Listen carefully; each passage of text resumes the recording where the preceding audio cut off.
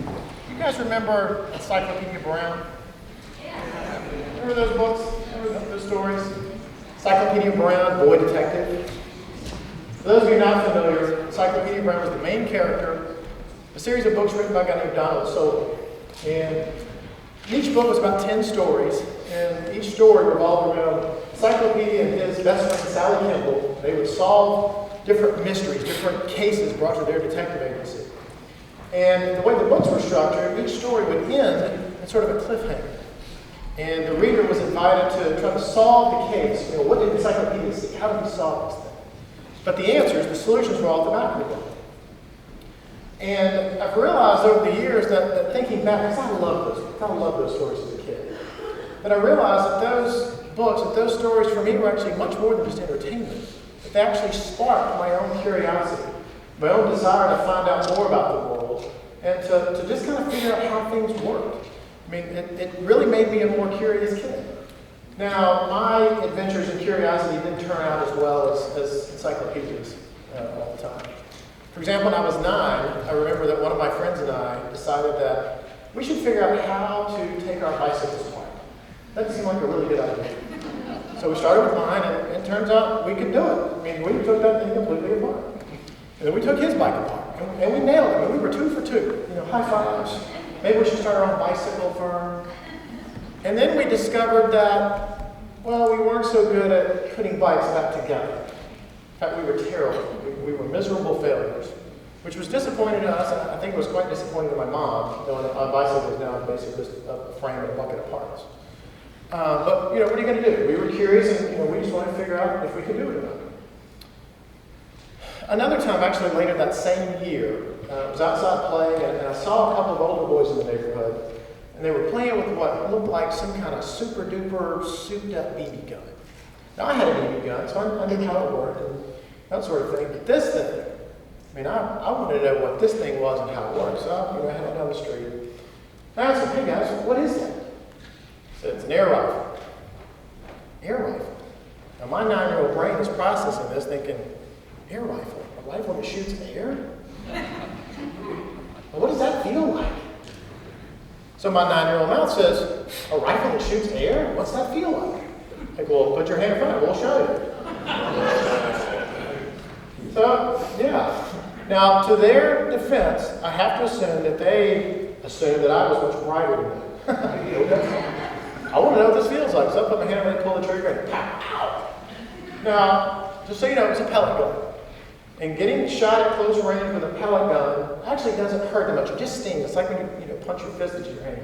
It's like, ow. And then I look up and I see that my hand is bleeding like crazy. And so then I go into freak out mode. Ah! You know, run home. Ah! I've been shot. They shot me. Ah! My mom sees this, you know, wraps a dish towel around, we hop in the car, and we hit the emergency room. And, you know, trying to tell the story about, you know, what happened? Ah, you know, I put my hand in front of the gun, they shot me. Now, I can only imagine what went through my mom's head during that ride. You know, she was taking her knuckleheaded son to the emergency room yet again. And sometime during that adventure, I'm sure she told me yet again how curiosity killed the cat. Now, curiosity may have indeed killed the cat, but I was fortunate enough to simply walk away with just a few scars and some scrapes. But that curious kid grew up to be a just as curious and sometimes just as knuckleheaded adult, which is what brings me here today. Because these days I'm curious about some different things, and actually revolve around the theme of this year's TEDxHickory. It's around innovation, creativity and innovation. Now, it's no secret that creativity and innovation are critical to success in today's world, both individually and organizationally. They're critical to being successful in a world that is growing ever more complex, it's more uncertain, and is changing at a rapid pace. I mean, there are endless numbers of books and articles and interviews and podcasts and TED Talks that speak to this. And it's also no secret that creativity can be taught, that it can be learned, that it can be cultivated. And that innovation, and I define it as people implementing new ideas that create value. But that innovation is a discipline that can be applied in a rigorous and repeatable fashion. So with these things being true, I can't help but wonder why we're not doing more of this? Why aren't more people applying the tools of innovation more broadly, especially applying them to solving problems, solving big problems, big complex problems? So it's not like we're lacking for problems. Right? I mean, just pick one. The economy, the environment, education, healthcare. I mean, they're all around us. And it's not to say that innovation isn't happening. We've heard some amazing stories today so far. I mean, just when I hear about what can be done with 3D printing, it blows my mind. You know, from homes to exoskeletons, are you kidding me? That's amazing. But it still feels like those are the exceptions rather than the rule. And again, I can't help but wonder why. Now, in the last 10 years of my professional life, I've been both a corporate innovation practitioner and innovation consultant. And during that time, I've started to see some patterns. I've started to see some common barriers, some common hurdles to innovation, to creativity and innovation. So what I want to share with you today are 3 of those hurdles and what we can do to address those. Now, the good news is kind of like this guy, these hurdles aren't that big. I mean, they're not really that, we can get over these, we can get around them. So let's talk about it. So I want to talk about 3 frames, or 3 barriers. And I call them frames, fear, and a focus on efficiency. Frames, fear, and a focus on efficiency. When I talk about frames, what I mean are how we view the world. Or more specifically, how we view our problems, how we view our challenges, and how we frame them. Because how we frame them up actually goes a long way toward how we solve them. So frames and how we look at things can be a barrier. The second one is fear. This one's more obvious as it relates to creativity and innovation. I suspect that this crowd is quite familiar with Sir Ken Robinson's brilliant TED Talks on education and creativity. If you haven't seen them, I mean, when you get home, run, don't walk to your nearest browser and check them out because they're fabulous. But in his first talk, he tells some really funny stories that illustrate how children, young children, are, when they're faced with a problem, they're willing to give it a shot. They're willing to, take a chance to try something. And then he makes the argument for how, over time, we're sort of educated out of that we're taught that being wrong is the worst thing that can happen. That's the worst thing you can do is be wrong. So whatever you do, be right. If you're not sure, then be quiet. And he said something really profound in that talk. He said, if you're not prepared to be wrong, you'll never create anything original. If you're not prepared to be wrong, you'll never create anything original. If we're talking about creativity and innovation, then clearly not prepared to be wrong is a barrier. That fear of being wrong. Because that's a learned fear, right? That's not innate. That's a learned fear. We're a fear of making mistakes. We're a fear of looking like an idiot in front of our peers or our colleagues or our bosses. And so in that sort of environment, the smart move is to play it safe. Is to not stick your neck out. Which means we settle for the status quo. We settle for what is. And so that's something else we've got to get around. The third barrier is what I call a focus on efficiency. Now, you may be asking, how can efficiency and a focus on it be a bad thing? I mean, isn't taking out waste and unnecessary expense a good thing? Well, yeah, but to a point, like most other good things, to a point. Because what happens, especially as it relates to human performance, we can tighten that, we can over-tighten it, we can tighten it too much. And what happens is we find ourselves in this environment where all we can do, we optimize the system. So there's no slack in it, there's no wiggle room. And all we can do, all we have time to do is just to work. That's all we have time to do. And in that case, then there's no time for us to sort of pause and look around and ask, is this still the right thing? Is this still the right path? Is this still the right goal? Is this still the right approach? I mean, it's almost like we're all in a Seinfeld episode. We're all stuck in the car and George is driving, like a madman. Like, George, is this still the right road? I don't know, but we're making good time.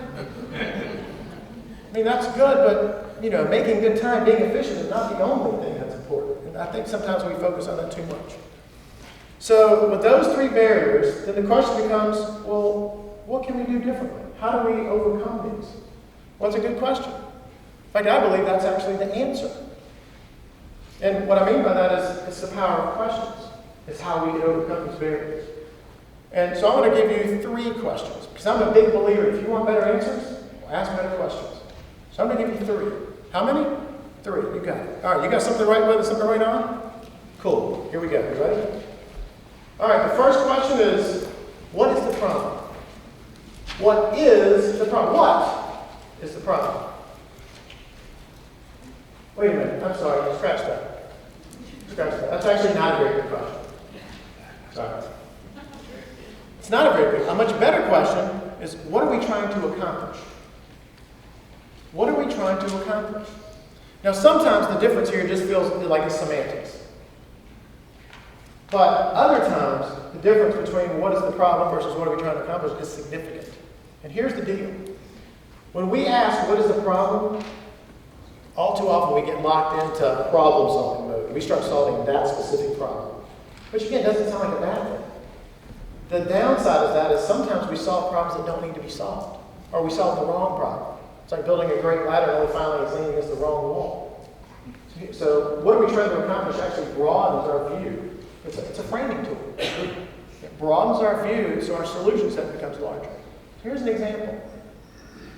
A couple weeks ago, I headed out to the car to go to work, go to the office, put my key in the ignition, and I turn it, and all I hear is this oh so glorious click, click, click, click, click, click. Now, past experience tells me, I'm no mechanic, but past experience tells me that it sounds like I have a dead battery. It sounds like the battery's dead. Now, if I get into problem-solving mode, solve for a dead battery, what are my options? Sure, I could jump start it. I could call AAA. I could, somehow get a live battery and replace it. But if instead I back up and say, what am I trying to accomplish? Well, I'm trying to get to work. That's what I'm trying to accomplish. Well, now my solution set gets a lot broader. Right, I could walk, I could ride my bike. Well, not that bike, but I could walk. Right, I could call a friend, I could call a cab, I could take the bus. I mean, there are lots of things I could do. But only if I ask, what am I trying to accomplish? So I get locked in a battery. But even then, what am I trying to accomplish? Am I just trying to get to work? I mean, how many of you have get to work on your to-do list every day? When you get in, you go, hey, everybody here, check. No, what am I trying to accomplish? And can I accomplish it from here? Or could someone who's already there do it for me? Now, again, that's not rocket surgery, but by asking the question, we can come up with different things that we would not have otherwise if we got locked into what's the problem. Okay?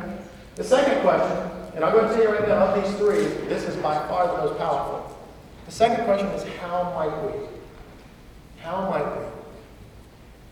And the wording here is very specific and very intentional. Notice not how can we, nor is it how should we. It's how might we. Because the word might implies possibility. What's possible? Let's talk about what's possible first. Then we can start narrowing it down to what's feasible, what's viable, what we ought to do. But if we don't start here, then we're going to miss things that if we started here. Again, it's another framing tool. But also where how might we can be used in a different way. It can be used in a way specifically to address the issue of fear. And it's this.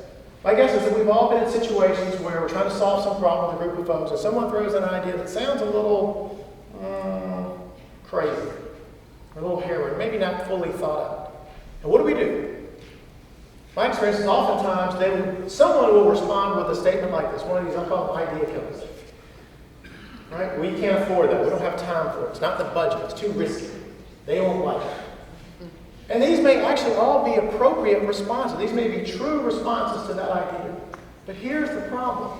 When this sort of response is couched as a statement, it not only shuts down that idea, it tends to shut down that person. Right? Because again, we've all been conditioned to not be wrong. And now we're being told, oh, I did it again. I should not say anything else for the rest of this meeting. So this is where how might we can be. You can frame your concerns with an idea as how might we questions. How might we afford that? How might we do that in the time we have left?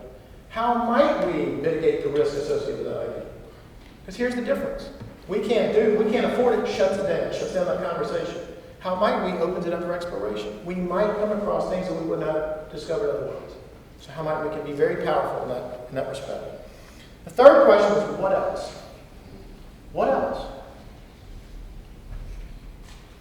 Used in a series like that, these are very powerful. What are we trying to accomplish? How might we, and what else? Where what else comes into play around efficiency. Again, we're so focused on getting more done with less that we have a tendency to, as soon as we come up with a good answer, we stop. Oh, that's a good idea. Let's do that. All right, everybody go back to work. And instead, we don't know if there's a better answer.